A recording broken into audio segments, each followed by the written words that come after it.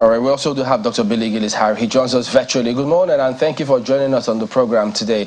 Well, yesterday, Labour did hit the streets in protest, and thereafter, they had a meeting with the president. And look at this list of demands, because Labour did subsequently issue a notice which suggests that the protests, as they called it, has been put on hold. So, they say the president in that meeting committed to an immediate restructuring of the framework for engagement in line with the input of Labour leaders.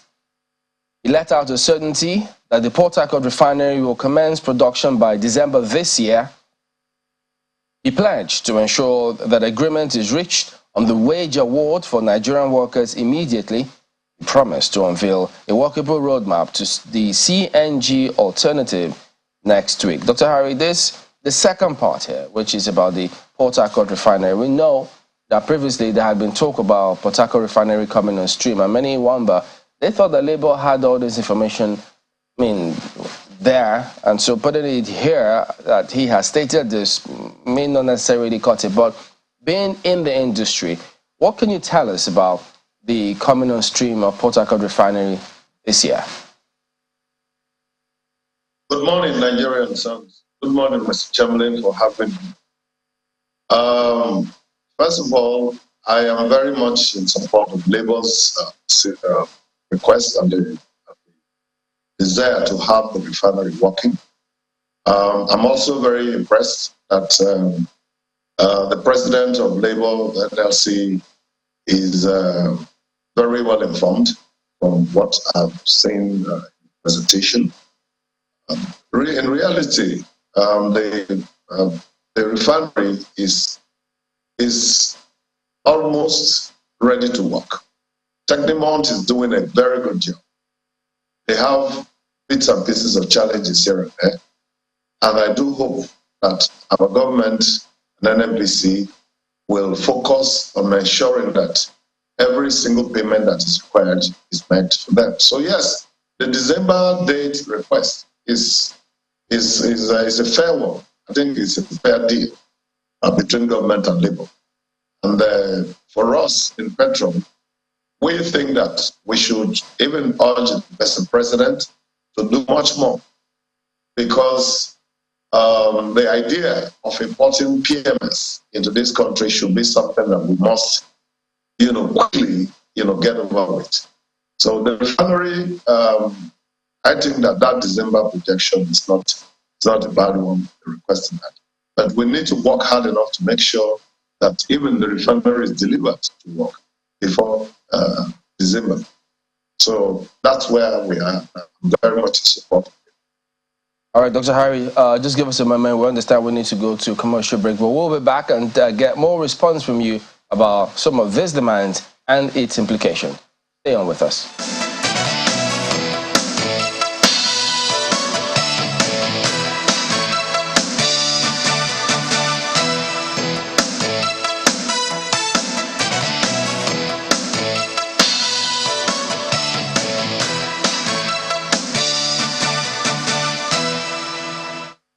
Welcome back. Well, Dr. Harry, when you say the December date is a fair deal, your members are all over the sector, so they should have, if not first-hand information as to what it really will be, because now that this is out there, Nigerians would expect that what the information that they put out is the right information. And as a matter of fact, the NNPC gives the impression, I think sometime earlier this year, that the PH refinery, yes, will come on stream before the end of this year, and then Dangote refinery as well, probably sometime next year. And then if that were the case, you will have surplus of the products in the market, and it will have an impact on probably the pricing. You never know. So let's get your impression, because there's lots of concern about pricing in the country. First, what do you know? Do you have information as well about the coming on stream of the Dangote refinery and what that will mean in addition to PH refinery and the impact of the product, if it will have any impact whatsoever? Well, first of all, I think we need to really call a spade a spade. The Dangote refinery is operating in a free zone area. That already suggests that it is working outside of Nigeria. And it means that it is able to produce petroleum derivatives and export, as well as also import into Nigeria. So we have to be very clear about that. And I'm concerned about the euphoria that the first shipment of the PMS will come out by the end of July. Refinery. We are in August, and we are still expecting that to happen. So I think we need to, this is why in PETROAN we are very insistent on empirical evidence before policy statements or activity statements or expectations are put, so that Nigerians are very well informed.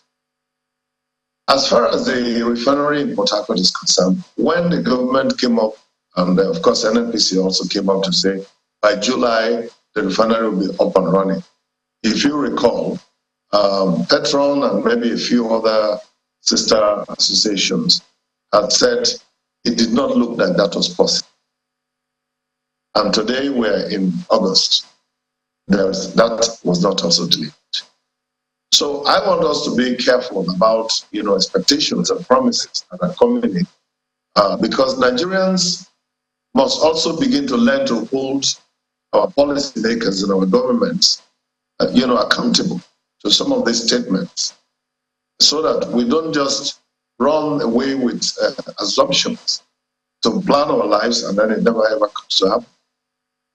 Nigeria is what we have.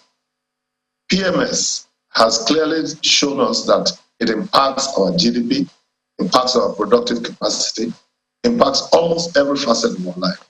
In fact, we need to run, but pardon me for jumping in. So just give us one more thing before you go. What can ever happen, or what do you think needs to happen for the price of petrol to go down?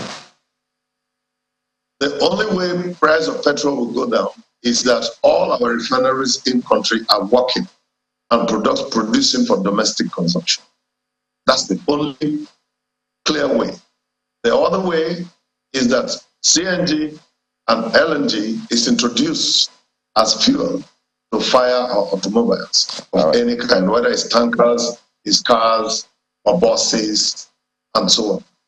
And that PETROAN is contributing immensely to make sure that that comes to fruition. Okay.